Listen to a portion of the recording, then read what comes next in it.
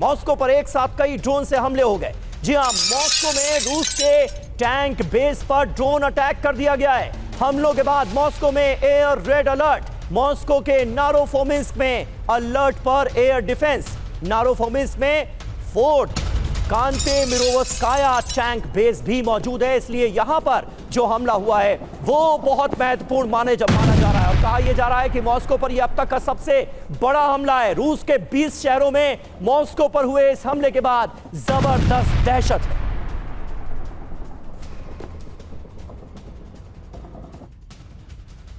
और मॉस्को के कई इलाकों पर यूक्रेन ने हमले किए हैं। मॉस्को के आसमान में दिखे दर्जनों यूक्रेनी ड्रोन।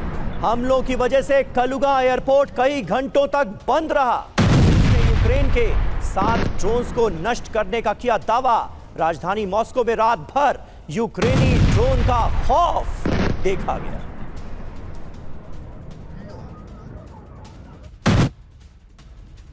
और रूस पर यूक्रेन का अब तक का सबसे बड़ा ड्रोन अटैक इसे कहा जा रहा है। मॉस्को, सेंट पीटर्सबर्ग, स्मोलेंस्क में जोरदार धमाके हुए हैं। पुलकोवो एयरपोर्ट बंद कर दिया गया है। 50 से ज्यादा उड़ानें यहां पर प्रभावित हुई हैं। आप अंदाजा लगाइए हमलों का पैमाना कितना बड़ा है। प्रिमोर्स्क ऑयल पोर्ट और पंपिंग स्टेशन में भी भीषण आग लग गई। हमले के बाद रूस की तरफ से दावा यह किया गया है कि एक रात में 200 से ज्यादा ड्रोन मार गिराए गए। मनीष झा हमारे साथ इस वक्त हमारे सहयोगी मौजूद हैं। मनीष, ये हो क्या रहा है? मॉस्को को पूरी तरह से दहलाने की कोशिश में ज़ेलेंस्की नजर आ रहे हैं। बहुत बड़े हमलों को अंजाम दिया गया है। कितना नुकसान हुआ है, खबर क्या है?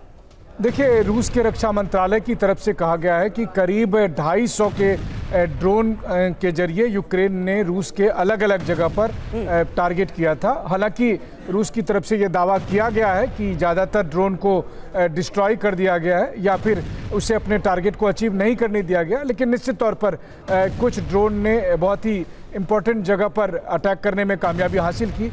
असल बात यही है कि जब रूस की तरफ से लगातार हमले बढ़ रहे हैं तो ऐसा नहीं है कि यूक्रेन पीछे है, बल्कि अब यूक्रेन जिस तरीके से हमलावर हुआ है या जिस तरीके से उनके ड्रोन के जरिए वो हमले कर रहा है, उससे साफ तौर पर ये दिखता है कि अब यूक्रेन ने भी कम से कम ड्रोन वॉरफेयर में रूस को चुनौती देने की कसम खा ली है। और इसकी भी वजह है।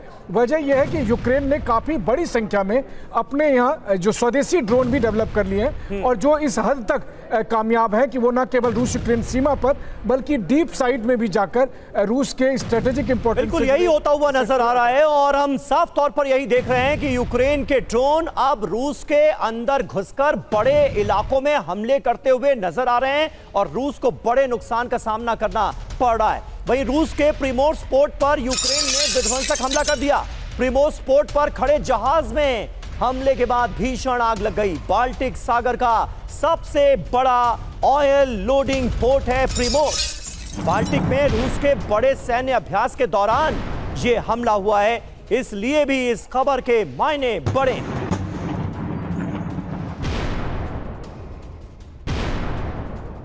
खतरे में है नाटो सदस्य देश की सुरक्षा। विश्व युद्ध 2 के बाद जंग के सबसे नजदीक पोलैंड के पीएम डोनाल्ड टस्क की बहुत बड़ी वार्निंग सामने आ गई है। रूस ने जंग का दायरा बढ़ा दिया है, ये डोनाल्ड टस्क की तरफ से कहा गया है। डोनाल्ड टस्क क्या कह रहे हैं, जरा सुनिए और समझने की कोशिश कीजिए कि उनको द्वितीय विश्व युद्ध क्यों याद आ रहा है। तो देखिए, विश्व युद्ध जैसी स्थिति का जिक्र हो रहा है। द्वितीय विश्व युद्ध के बाद जंग के सबसे नजदीक पोलैंड। ड्रोन हमले के बाद पोलैंड में तनाव बढ़ गया है। रूस हमलों की वजह से स्थिति काफी खतरनाक हो गई है। जो हमले रूस की तरफ से हो रहे हैं उसका वो जिक्र कर रहे हैं। खतरे में नाटो सदस्य देशों की सुरक्षा, इस बात का जिक्र किया है टस्क ने। हमारी राजनीतिक स्वतंत्रता और सुरक्षा खतरे में है। पोलैंड ने नाटो से आर्टिकल 4 कंसल्टेशन मांगा है। और अहम खबर, पोलैंड को 2 एडवांस डिफेंस सिस्टम देगा नेदरलैंड। पोलैंड की सुरक्षा को लेकर नेदरलैंड्स का बड़ा ऐलान। पोलैंड को जल्द भेजेगा 2 patriot air defence system. Netherlands अपने 300 सैनिकों को भी भेजेगा पोलैंड। रूस से सटे बॉर्डर पर डिफेंस वॉल बना रहा है नाटो। और वहीं एक और अहम डेवलपमेंट है, रूस की सीमा पर राफेल की तैनाती होगी। पोलिश एयर स्पेस की सुरक्षा के लिए भेजे जाएंगे 3 राफेल जेट्स। पोलैंड की सुरक्षा को लेकर फ्रांस का बड़ा फैसला। नाटो सहयोगियों के साथ मिलकर ईस्ट यूरोप की रक्षा का प्लान है। आगे के एक्शन पर मैक्रोन ने नाटो चीफ और कीर स्टारमर से बात की। और कमोडोर जीजे सिंह हमारे साथ मौजूद हैं। सिंह साहब, किस तरह से आप देख रहे हैं इस डेवलपमेंट को? नाटो और रशिया के बीच तलवारें खिंची नजर आ रही हैं। पोलैंड ने खतरे की घंटी बजा दी है आर्टिकल 4 को इन्वोक करके। क्या आर्टिकल 5 का भी इस्तेमाल जल्दी होगा? ऐसे आसार हैं क्या? Thank you Sameer for having me on your show. सबसे पहले तो मैं ये कहूंगा कि ये एक चीज तो बिल्कुल साफ हो रही है कि जिस तरीके से यूक्रेन ने रशिया के ऊपर 20 शहर और जैसे आप बता रहे थे 250 के पास उसने अपने जो ड्रोन्स है वो यूज करके उसके ऊपर हमला किया है जी। एक जो स्ट्रेटजी है यहाँ की वो बिल्कुल चेंज हुई नजर आती है। अभी जो यूक्रेन और नाटो का मोड लगता है वो लगता है कि वो डिफेंसिव नहीं एक ऑफेंसिव मोड में आ रहे हैं। और जब वो मॉस्को के ऊपर अटैक करते हैं तो ये जो रशिया है उसकी सॉवरेनिटी के ऊपर, उसकी स्वतंत्रता के ऊपर अटैक है। और ये इसको ऐसे ही पढ़ा जाना चाहिए कि ये प्यूटन को एक डायरेक्ट चुनौती है कि तुम क्या कर सकते हो, हम आपको देखेंगे। और इससे जो है वो आग बढ़ने की बहुत ज्यादा जिसे कहते हैं संभावना बढ़ चुकी है। और मैं समझता हूं कि जो हम कह रहे हैं कि नाटो और पोलैंड और स्वीडन, जो जितनी हेल्प आपने अभी बताई कि राफेल आ जाएंगे वहां पे पोलैंड के अंदर, यूरोफाइटर आने की भी बात है, पैट्रियट आ जाएंगे, तो मैं समझ रहा हूं कि डिफेंस के साथ उनकी ऑफेंसिव के लिए भी तैयारी हो रही है। क्योंकि ये जो बता रहा है यूक्रेन का मॉस्को और उसके 20 और शहरों के ऊपर हमला करना, बिल्कुल सही बात है सर। और बहुत ज्यादा आक्रामक रुख होता जा रहा है यूक्रेन का। नाटो के दम पर यूक्रेन इस वक्त रूस में जो करता नजर आ रहा है उसका अंजाम बहुत बुरा हो सकता है। बेलारूस से सटी सीमा पर पोलैंड भी हाई अलर्ट मोड में। बेलारूस बॉर्डर पर 40,000 सैनिकों की तैनाती की खबर है। बॉर्डर पर टैंक, आर्टिलरी और रडार सिस्टम तैनात कर दिया गया है। डेप्यूटी डिफेंस मिनिस्टर सेजारी टोमचिक ने यह ऐलान किया है। रूस की ड्रोन घुसपैठ के बाद रूस से सटी सीमा पर नाटो की ये बड़ी तैनाती नजर आ रही। और देखिए अहम खबर है, जर्मनी ने एयर पुलिसिंग की तैनाती दोगुनी कर दी है। पोलैंड मिशन पर अब रहेंगे 4 euro fighter jets. Poland Baltic air space पर जर्मनी का यह बड़ा ऐलान है। बॉर्डर पर 31 दिसंबर तक बढ़ाया गया मिशन। रूसी ड्रोन हमले के बाद नाटो बॉर्डर पर सख्ती।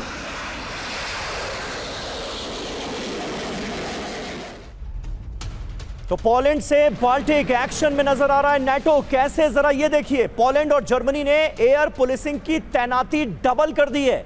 Double deployment. रूस बेलारूस सीमा पर अब 4 यूरो फाइटर जेट संभालेंगे सुरक्षा की कमान। पोलैंड की सुरक्षा के लिए फ्रांस भी भेजेगा 3 राफेल जेट्स। ईयू ने रूस पर नए 19वें सैंक्शन पैकेज का ऐलान कर दिया है। पोलैंड को नेदरलैंड्स जल्द भेजेगा 2 patriot air defence system. Poland ने बेलारूस बॉर्डर पर 40,000 सैनिकों की तैनाती की है। पोलैंड में चेक रिपब्लिक 3 Mi-171 हेलीकॉप्टर तैनात करेगा। पोलैंड के एयर डिफेंस को और मजबूत करने जा रहा है ब्रिटेन भी। यानी सिंघल साहब, कुल मिलाकर ऐसा लग रहा है कि चौतरफा घेराव की कोशिश की जा रही है रूस के। ऐसे में रूस का अब अगला कदम क्या हो सकता है? देखिए समीर, जिस तरह से अभी जो घटनाक्रम बन रहा है, जैसा कि अभी पीछे खबर आई थी, आपने भी बताया कि रशियन ड्रोन्स पोलैंड के एयर स्पेस को वायलेट किए थे, वहाँ उनको ब्रेक कर दिया गया। और इस वक्त जो है वहाँ पे बेलारूस में एक्सरसाइज, जॉइंट मिलिट्री एक्सरसाइज चल रही है रशिया की और बेलारूस की, जो पोलिश बॉर्डर के क्लोज है। और पोलैंड ने आज अनाउंस किया है कि वो बॉर्डर को क्लोज कर रहे हैं। तो और उसका जो है जो बेलारूस ने और रूस ने दोनों ने उसका विरोध किया है कि ये जो ओवर रिएक्शन हो रही है, और इसको वो मान रहे हैं कि पोलैंड जो है युद्ध की तैयारी कर रहा है। और जिस तरह से आपने और बताया, जर्मनी के बारे में बताया, यूके के बारे में बताया, तो लग रहा है कि और जिस तरह से यूक्रेन अब जो है बड़े प्रिसाइज अटैक कर रहा है कि बिल्कुल जो है लग रहा है कि उनको बहुत अच्छी इंटेलिजेंस मिल रही है, क्योंकि जो अटैक की क्वालिटी है उनकी, जहाँ भी वो सक्सेसफुल हो रहे हैं वो बिल्कुल नर्व सेंटर को वो अटैक कर रहे हैं। तो रशिया को इस वक्त जो है पोजीशन खराब, उनकी थोड़ी प्रेसिडेंट पुतिन की जो कंडीशंस हैं और जो उनकी इमेज है उसको थोड़ा धक्का लगा, इसमें कोई शक नहीं है। बिल्कुल, और दबाव बढ़ता हुआ नजर आ रहा है नेटो कंट्रीज के दम पर। यूक्रेन अब बड़े जख्म देता नजर आ रहा है रूस को। रूस के अंदर यूक्रेन का एक और बड़ा ड्रोन अटैक हुआ है। रूस के सेंट पीटर्सबर्ग में ड्रोन हमलों से हड़कंप मच गया। सेंट पीटर्सबर्ग के रिहायशी इलाकों में ये धमाके हुए हैं। ये देखिए ड्रोन स्ट्राइक सेंट पीटर्सबर्ग के रिहायशी इलाकों में।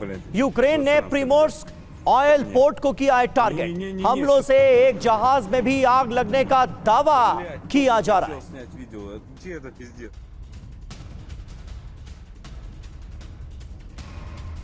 और देखिए पश्चिमी रूस में यूक्रेन का भीषण ड्रोन हमला हो गया है। ड्रोन हमलों से दहल गया रूस का स्मोलेंस्क। एनर्जी ठिकानों पर, एनर्जी इंफ्रास्ट्रक्चर को अब यूक्रेन बड़े पैमाने पर टारगेट कर रहा है। लुकोइल कंपनी के कई फ्यूल डिपो भी तबाह हो गए ताजा हमलों में। और यूक्रेन के ड्रोन हमलों से स्मोलेंस्क में हड़कंप मचा है, कोहराम बरपा है। यूक्रेनी अटैक के बीच रूस का विध्वंसक जवाबी हमला, सरफेस टू एयर मिसाइलों से ताबड़तोड़ हमले। ये देखिए रिहायशी इमारत के ठीक ऊपर से गुजरी मिसाइल। अचानक मिसाइल मूवमेंट से एक शख्स बहुत डर जाता है और जान बचाने की कोशिश करता नजर आता है। और वहीं ज़पोरिजिया में यूक्रेन का बड़ा ड्रोन अटैक हो गया है। रूस के सैन्य काफिले को किया गया टारगेट। हमले से रूस के आर्मर्ड व्हीकल में लगी आग। ये देखिए तस्वीरें, भीषण आग में खाक हुआ आर्मर्ड व्हीकल। ये देखिए तस्वीरें, किस तरह से ये काफिला रूस का गुजर रहा था और अचानक से एक आर्मर्ड व्हीकल में हमले के बाद आग लग जाती है और एक सैनिक अपने व्हीकल के ऊपर खड़ा होकर उसका वीडियो बनाता हुआ बेखौफ अंदाज में नजर आ रहा है। मनीष, ये वीडियो, ये तस्वीरें कहीं ना कहीं ये बता रही हैं कि दोनों तरफ से आग बराबर लगी हुई है, तैयारियां बड़े पैमाने पर हो रही हैं और भारी संख्या में सैनिकों की जान जा रही है। जंग के मैदान में उनको किन स्थितियों का सामना करना पड़ रहा है, ये तस्वीरें बयां कर रही हैं।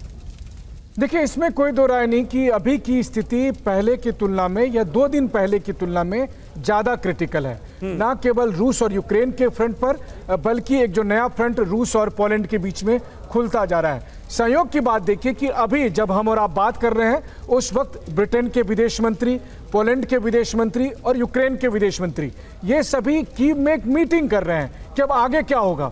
पोलैंड के प्रधानमंत्री कह रहे हैं कि अभी थोड़ी देर पहले मेरे नाटो के चीफ से बात हुई है और जल्द ही अगले एक्शन पर बात होगी। ये क्या होने वाला है अगला एक्शन? और जिस तरीके से इस युद्ध की तैयारियां चल रही है, क्योंकि उसमें बेलारूस का रोल बहुत इंपॉर्टेंट है। हम लगातार दिखा रहे हैं कि कैसे बेलारूस के बॉर्डर पर पोलैंड की एक्टिविटी बढ़ गई है।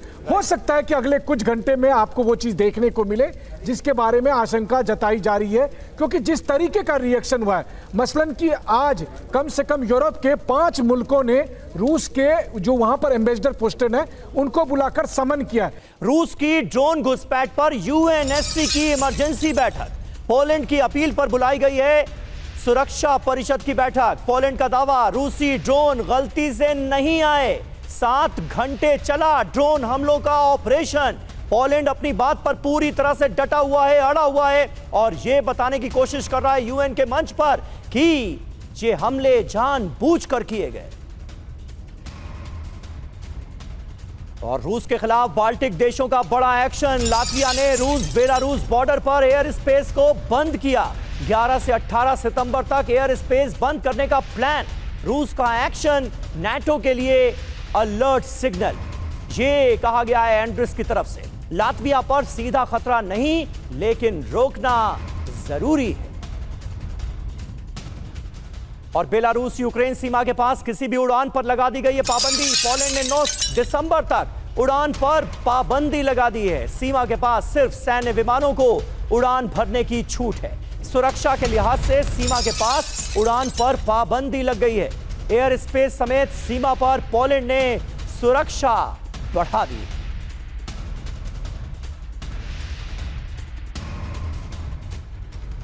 और पोलैंड ने बेलारूस के साथ अपनी सीमा पूरी तरह से बंद की। गुड्स ट्रांसपोर्ट समेत किसी तरह की आवाजाही पर लगा दी गई है रोक। क्या कुछ बड़ा होने वाला है? सीमा पर बड़े पैमाने पर सैनिक और इक्विपमेंट्स तैनात कर दिए गए। रूसी ड्रोन हमलों के बीच ज़पैड स्ट्रैटेजिक ड्रिल को लेकर यह बड़ा फैसला लिया गया है।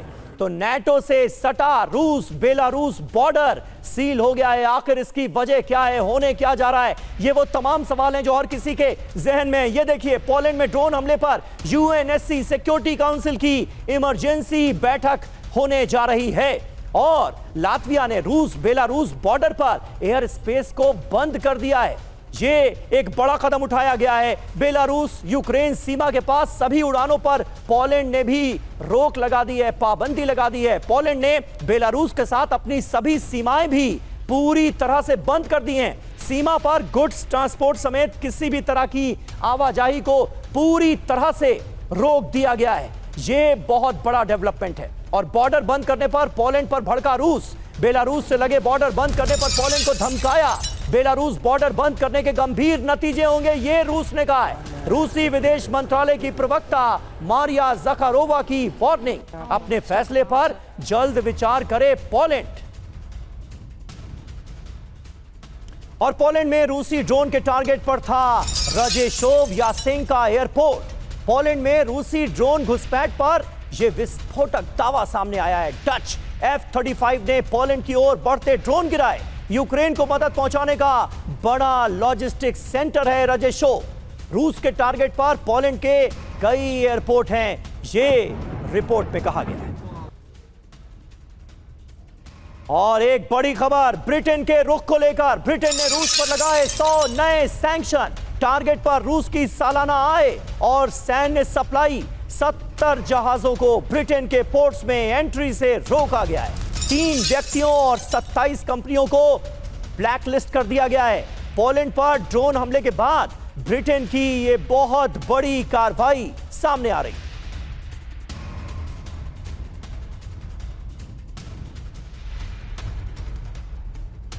और देखिए, रूस के खिलाफ ब्रिटेन का बड़ा एक्शन। तनातनी के बीच ब्रिटेन ने रूस पर लगाए 100 नए सैंक्शन। रूस की सालाना आय और सैन्य सप्लाई को टारगेट किया गया है। 70 शैडो फ्लीट के तेल जहाजों और 30 कंपनियों व्यक्तियों पर प्रतिबंध लगा दिया गया है। इलेक्ट्रॉनिक्स, रसायन, विस्फोटक जैसे जंगी सामान की सप्लाई भी इसमें शामिल है।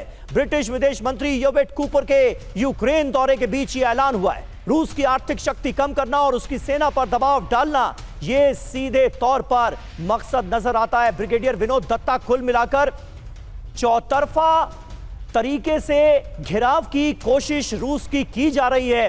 क्या रूस के पास कदम आगे बढ़ाने के अलावा और कोई ऑप्शन ही नहीं छोड़ा जाएगा क्या?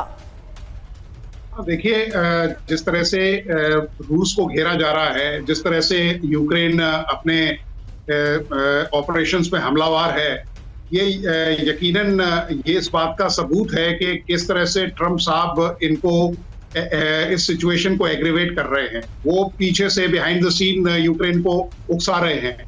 आप ये देखिए, जिस तरह से नेटो फोर्सेस की डिप्लॉयमेंट है, आप देखिए लाटविया में अडाजी में उनका बेस है, लिथुनिया में रोकला में है, पोलैंड में ऑरिस में वो यूएस ड्रिवन है, वहाँ जो कमांड है वो यूएस ट्रुप्स की है। तो ये सब जो पोजीशनिंग है इनकी नेटो फोर्सेस की, वो ये बता रही है कि वो रूस को किसी न किसी तरीके से उकसाना चाहते हैं कि साहब वो पोलैंड पे या और किसी नेटो कंट्री पे कोई इस तरह का हमला करे और नेटो कंट्रीज को एक बहाना मिले जिससे वो रिटेलिएट करें या उसका जवाब दें। लेकिन ट्रंप साहब को समझना चाहिए कि साहब वो पुतिन से टक्कर ले रहे हैं। पुतिन बड़े समझे हुए और सुलझे हुए स्टेट्समैन हैं और सोल्जर हैं। तो इन सब चीजों को ध्यान में रखते हुए वो ऐसी जगह स्ट्राइक करेंगे जहां इन लोगों ने उसकी उम्मीद और तवक्को नहीं की हो। बिल्कुल सही बात है। तो और इन सब ऐसे चीजों वक्त को में ये ध्यान में सब कुछ रखते हो रहा है जब कई यूरोपीय देशों में युद्ध के भारी भरकम खर्चों में कटौती को लेकर जनता सड़कों पर नजर आ रही है। फ्रांस भी उसमें से एक है। ईरान में भारी विस्फोट से हड़कंप मचा हुआ है। खुर्रमाबाद के सैन्य ठिकानों में विस्फोट हुआ है। आईआरजीसी के सीनियर कमांडर को यहां किया गया टारगेट। आईआरजीसी कमांडर सरदार अलादीन की मौत का दावा सामने आ रहा है। और इजरायली पीएम नेतन्याहू ने बड़ा ऐलान कर दिया है। वेस्ट बैंक में बस्ती बनाने का ऐलान कर दिया गया है। अब कोई फिलिस्तीनी स्टेट नहीं होगा, यह कह दिया है नेतन्याहू ने। यानी अपने इरादे अब साफ तौर पर जाहिर कर रहे हैं नेतन्याहू। कह रहे हैं वेस्ट बैंक हमारी जगह है, हम अपनी विरासत और जमीन की रक्षा करेंगे।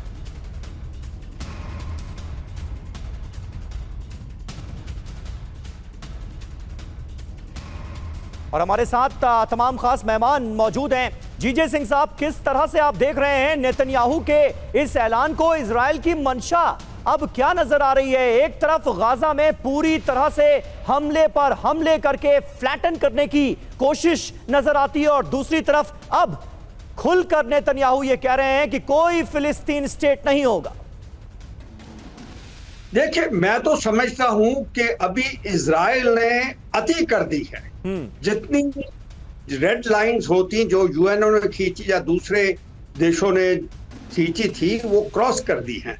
आप बता रहे थे जैसे, और सब जानते हैं कि 6-7 मिडिल ईस्ट के जो देश हैं, चाहे वो सीरिया हो, ईरान हो, कतार हो, तुनिसिया हो, ये लेबनान हो, जितने तमाम देश हैं ये मिडिल ईस्ट के, उनके ऊपर वो हमले कर रहा है।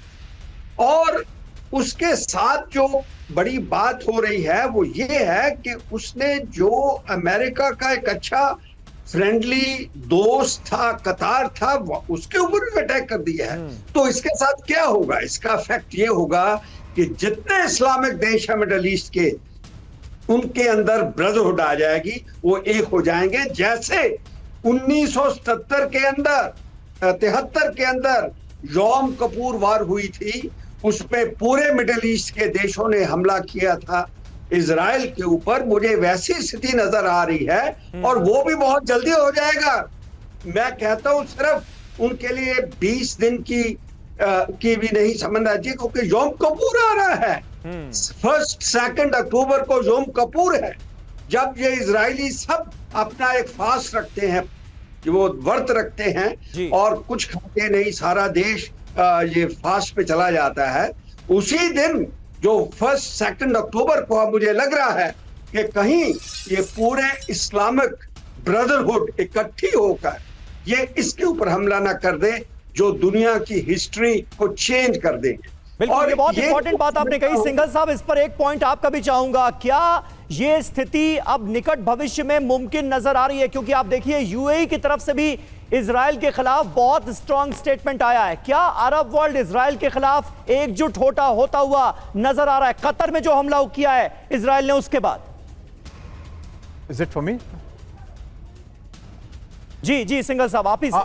देखिए, ऐसा है कि इजराइल जिस तरह से ये प्राइम मिनिस्टर जिस तरह से एस्केलेट कर रहे हैं, हाँ, उसका जो उद्देश्य मुझे समझ में नहीं आ रहा किसी को कि वो करना वो क्या चाहते हैं। क्योंकि जो उनका उद्देश्य, जो स्टेटेड ऑब्जेक्ट है कि भाई मैं सारे आतंकवाद को एक साथ खत्म कर दूंगा, वो तो मेरे ख्याल से अचीव नहीं हो सकता। तो लेकिन हमें इसके बियॉन्ड उसका जाना पड़ेगा कि वो क्यों इस तरह का कार्रवाई कर रहे हैं। वो क्योंकि प्रेसिडेंट ट्रंप को भी उन्होंने कतार पे जब हमला किया तो उसको उनको नाराज कर दिया।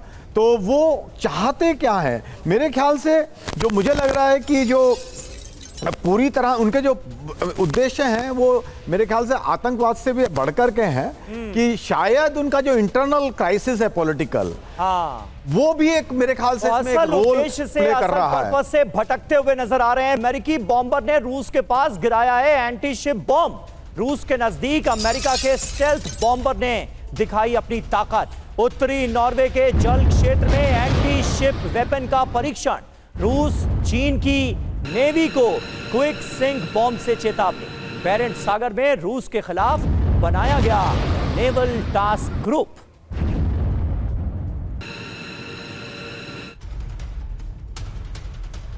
तो एक्शन में B-2 बॉम्बर नजर आ रहे हैं। रूस को दी गई है वार्निंग, रूस के खिलाफ भीषण हमलों की तैयारी में नेटो।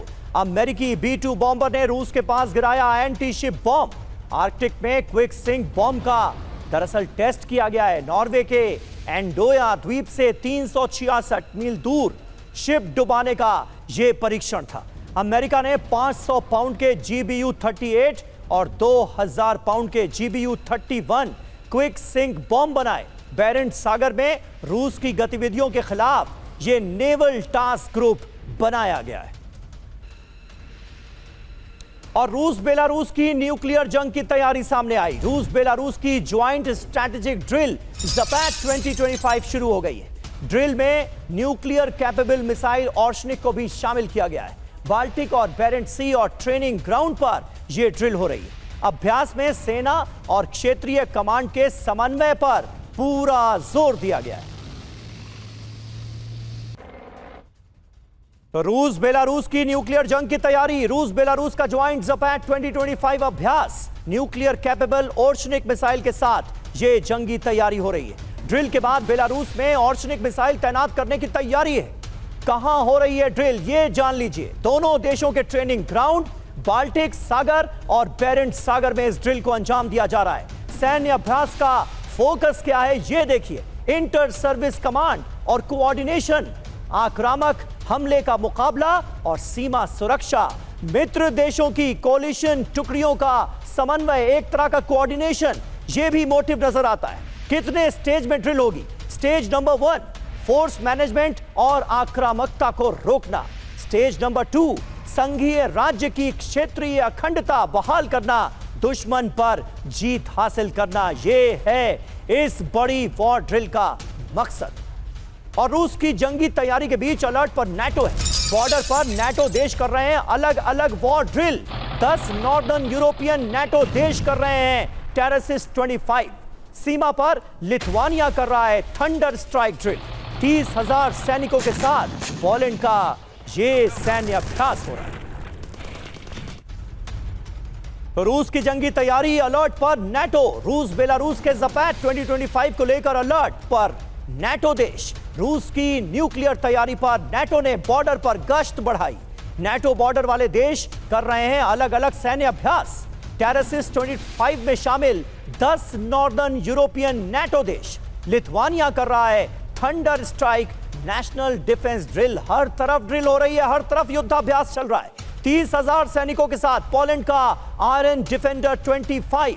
नेटो देशों का रूस के किसी भी एक्शन का जवाब देने का दावा। इजराइल के भीषण हमलों से कांपा पश्चिमी गाजा। अल शती कैंप में विध्वंसक मिसाइल हमला हुआ है। ये देखिए तस्वीरें, मिसाइल हमले में पूरी तरह तबाह हो गई इमारत। ये अल शती कैंप की तस्वीरें आपको दिखा रहे हैं, जहां पर इजराइल ने बहुत विध्वंसक हमला किया है। पूरी की पूरी इमारत तबाह हो गई। ये देखिए,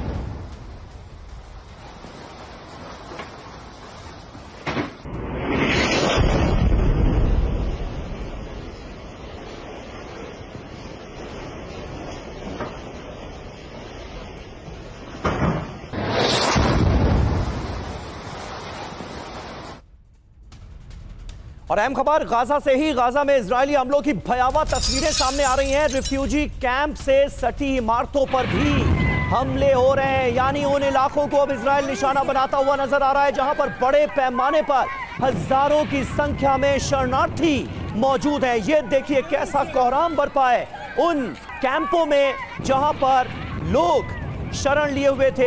अब उन इमारतों को, उन कैंपों को इजरायल निशाना बना रहा है और बड़े पैमाने पर। और वहीं वेस्ट गाजा में आईडीएफ के हमलों से हड़कंप मचा हुआ है। रिफ्यूजी कैंपों पर इजरायली विमानों ने कहर बरपा दिया। भीषण एयर स्ट्राइक में कई घर जमींदोज हो गए हैं। ये देखिए तस्वीरें, गाजा से आ रही ताजा तस्वीरें बता रही हैं कि इजरायल इस वक्त गाजा में कितने बड़े हमलों को अंजाम दे रहा है।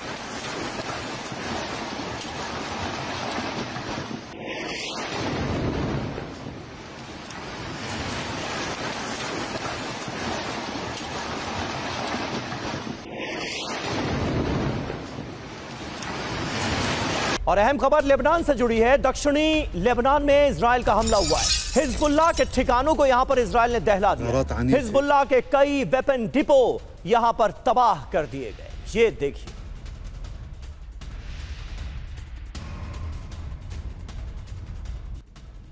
तो हमास और हिजबुल्लाह के बाद तीसरा सबसे बड़ा निशाना हूती विद्रोही है इजराइल का। यमन में भी हमले हो रहे हैं। हूती पर हमलों का सबसे विध्वंसक वीडियो सामने आ गया है। हूती के ठिकानों पर इजराइल की एयर स्ट्राइक हुई है। हूती के कई वेपन डिपो को नष्ट कर दिया गया है। दक्षिण इजराइल में हमलों का ये विध्वंसक बदला हूती से लिया जा रहा है। अफगानिस्तान के गोर प्रांत में तालिबान का MI-17 हेलीकॉप्टर क्रैश हो गया, ये खबर आ रही है। टेक ऑफ के तुरंत बाद चक चरान के पास यह हादसा हुआ। हेलीकॉप्टर में खदान मंत्री, गवर्नर और अधिकारी भी सवार थे। तकनीकी खराबी की वजह से यह हेलीकॉप्टर हादसा हुआ है। हेलीकॉप्टर पर सवार सभी लोग सुरक्षित हैं। ये अफगानिस्तान के गोर प्रांत में हेलीकॉप्टर हादसे का शिकार हुआ है और इसी हेलीकॉप्टर में खदान मंत्री, गवर्नर और अधिकारी सवार थे।